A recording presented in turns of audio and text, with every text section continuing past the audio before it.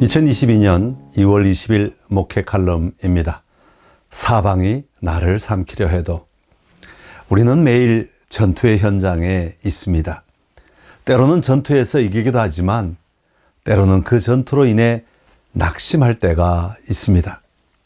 삶이나 직장, 자녀, 재정, 관계, 교회 등 다양한 영역에서 치르는 전투의 현장에서 어떻게 하는 것이 잘 싸우는 것일까요? 잘 싸우기 위해 우리는 힘을 키우고 무기를 좋은 것을 가지려고 하지만 하나님은 우리에게 그런 것으로 싸워 이기는 것이 아니라고 말씀합니다. 그러면 어떻게 해야 우리는 사방으로 우겨쌈을 당하는 상황에서 이겨낼 수 있겠습니까? 몇 가지 사방이 나를 삼키려 해도 이기는 방법을 살펴봅시다. 첫 번째는 기분과 상관없이 인내해야 합니다. 우리가 살아가면서 견디기 어려운 것처럼 보이는 큰 전투가 참 많습니다.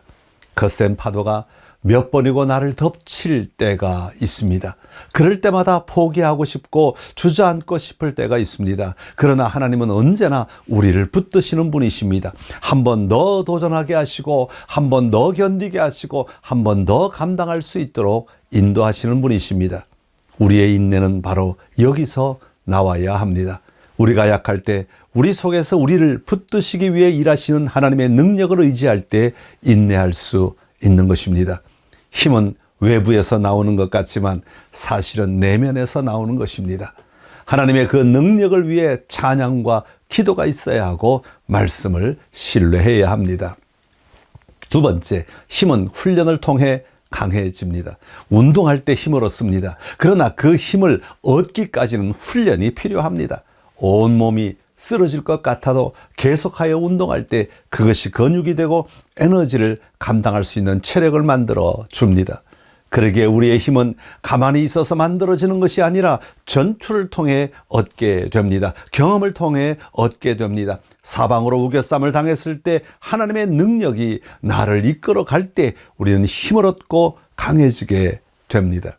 하나님은 우리 영혼 깊은 곳에서 힘을 키우고 계십니다. 그렇게 힘을 키워가기 위한 권한은 가치가 있습니다. 세 번째로 우리의 연약함이 하나님을 영화롭게 합니다. 세상은 우리에게 있는 약함은 결점이라고 가르칩니다. 사람들은 약한 것을 조롱합니다. 때로는 짓밟기도 합니다. 그러나 우리의 연약함은 하나님의 영광을 드러내게 합니다. 사실 우리가 가진 힘은 우리의 것이 아닙니다. 우리가 가지는 모든 승리는 신실하신 하나님의 능력에 의한 것입니다. 우리가 우리의 힘으로만 싸우려고 하면 힘이 들고 어렵습니다. 나의 힘은 나를 지키게 하고 때로는 패배하게도 할 것입니다.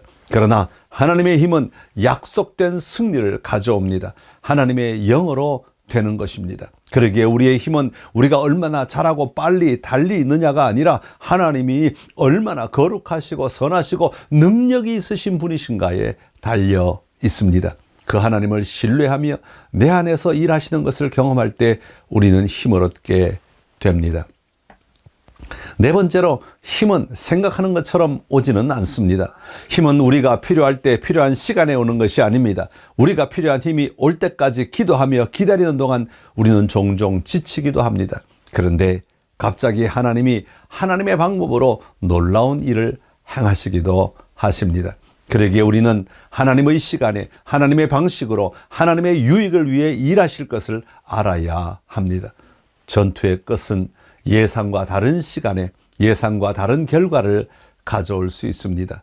그러나 확실한 것은 하나님이 일하고 계신다는 것입니다.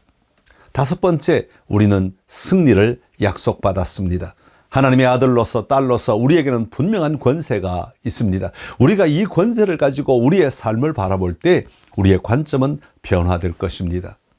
우리는 강합니다. 왜냐하면 나의 아버지가 강하시기 때문입니다. 우리 눈에는 실패가 보이고 낙심할 일이 보이고 어려움이 겹쳐 닥치는 것 같아도 우리 이야기의 끝은 분명 다릅니다. 다니엘, 요셉, 다윗의 이야기의 끝은 분명히 달랐습니다. 우리를 부르신 하나님은 우리를 택하고 버리지 않으십니다. 오른손으로 붙드십니다. 그것은 승리의 약속입니다. 반드시 누릴 승리를 바라보며 담대하게 나아갑시다.